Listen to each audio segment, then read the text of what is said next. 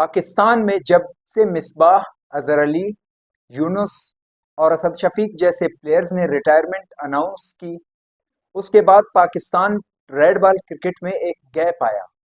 जिसमें बहुत सारे ऐसे प्लेयर्स की जरूरत थी जो उनकी जगह को पुर कर लेते, जो कि खाली हो गए थे उनके जाने से। लेकिन ऐसा कोई प्लेयर उन्हें नहीं मिला, सिवाय एक ही प्लेयर जो कि बाबर आजम की सूरत में आया था। उसको भी शायकीन की मायूसी और उसके मुखालफिन की बुलिंग ने इस हालत पर ले आया कि वो पिछले 2 सालों तक एक भी 50 स्कोर नहीं किया। अगर उसकी जो बड़ी पारी है अगर हम देखेंगे तो शायद ये 2 साल पहले न्यूजीलैंड के खिलाफ 161 रन बनाकर इसने एक इनिंग्स खेली थी। इसके बाद टेस्ट क्रिकेट में खातिर खा इसकी कारकिर्दगी नहीं रही। अगर हम 2024 की बात करें तो बाबर आजम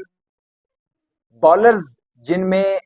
शायद पैट कमिंस, शाहीन अफरीदी और इस जैसे दूसरे कुछ ऐसे बॉलर्स हैं जिनसे उनकी एवरेज कम थी, यानी 18 से 19 के लगभग। तो ये पाकिस्तान रेड बॉल क्रिकेट का एक जवाल था और एक डरावना ख्वाब, क्योंकि पाकिस्तान अपने होम सीरीज को भी हार रहा था और बाहर तो वैसे ही पाकिस्तान टेस्ट सीरीज ज्यादा नहीं जीत सकता, स्पेशली अगर ग्राउंड ऑस्ट्रेलिया या साउथ अफ्रीका हो। लेकिन सेंचुरियन में जो टेस्ट खेला जा रहा है उसके दूसरे इनिंग्स में एक खुशाइंद बात यह हुई कि बाबर आजम 50 रनों के साथ अपना कॉन्फिडेंस फिर से बहाल करने में कामयाब हो गया और उनके कुछ शॉट्स ऐसे लग रहे थे जिससे ये अंदाजा हो रहा था कि ये प्लेयर वापस अपने उस पीक पर आने वाला है जिसे पाकिस्तानी क्रिकेट के शायकीन जो है एक्सपेक्ट कर रहे थे। इसी तरह से अगर हम बात करते हैं क्रिकेट के पिछले कुछ सालों से फैब फोर बनाया हुआ था जिसमें विराट कोहली और जोए रूट, स्टीवन स्मिथ और केन विलियमसन, उनमें भी ज्यादातर जवाल ही का शिकार थे सारे प्लेयर्स, स्पेशली स्टीवन स्मिथ और विराट कोहली, क्योंकि जोए रूट कुछ सालों से परफॉर्म तो कर रहा था और केन विलियमसन भी हर सीरीज में कोई एक दो इनिंग्स तो लंबी खेल लेता था। लेकिन विराट कोहली और स्टीवन स्मिथ मुसलसल से नाकाम होते आ रहे थे। लेकिन स्टीवन स्मिथ ने पिछले 2 इनिंग्स में 2 सेंचुरियां करके फिर से अपना फॉर्म बहाल कर लिया है और दोबारा से ट्रैक पे आ चुका है, जो कि उसके करियर के वैसे तो आखिरी साल चल रहे हैं। मेरे ख्याल से ज्यादा कोई अ, अगला एशेज और उससे या अगला बॉर्डर गवास्कर ट्रॉफी तक वो खेल के उसके बाद खेल को खैरबाद कह सकता है वो, क्योंकि एज भी 35 साल तक पहुंच चुकी है। इसी तरह से विराट कोहली तो 37 साल के हो गए हैं और उसको ज्यादा से ज्यादा 1-2 साल की मजीद आप दे सकते हैं मोहलत, उसके बाद वो भी नहीं होंगे।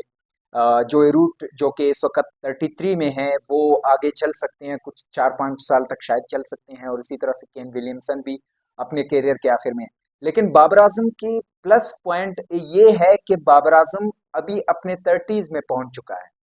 और बहुत सारे ऐसे क्रिकेट प्लेयर्स हैं जो कि 30s में आते ही उनके क्रिकेट का असल फॉर्म शुरू हो जाता है।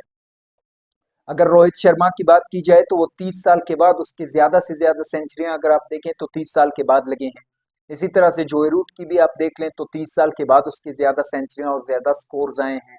इसी तरह से अगर आप दूसरे बहुत सारे प्लेयर्स हैं अगर आप देखेंगे तो 30 साल के बाद ही उनके ज्यादातर सेंचुरियां या ज्यादातर 50s या आप कह सकते हैं कि उनके अच्छे अच्छे इनिंग्स वहां पे आ चुके हैं। तो ये सिर्फ एक पाकिस्तानी फैन या इंडियन फैन या ऑस्ट्रेलिया या न्यूजीलैंड या किसी खास स्पेसिफिक प्लेयर की जो है वो नहीं, बल्कि क्रिकेट के तमाम शायकीन जो कि दुनिया भर में रहते हैं उनके लिए खुशाइंद बात है कि अब फिर से क्रिकेट में एक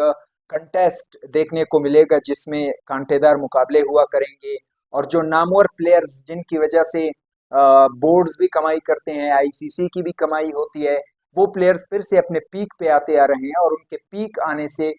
जो है ये तमाम आप कह सकते हैं कि एक ज़बूहाली का शिकार हो गया था पूरे का पूरा क्रिकेट, तो ये दोबारा से अपनी उस पीक की तरफ जा रहा है।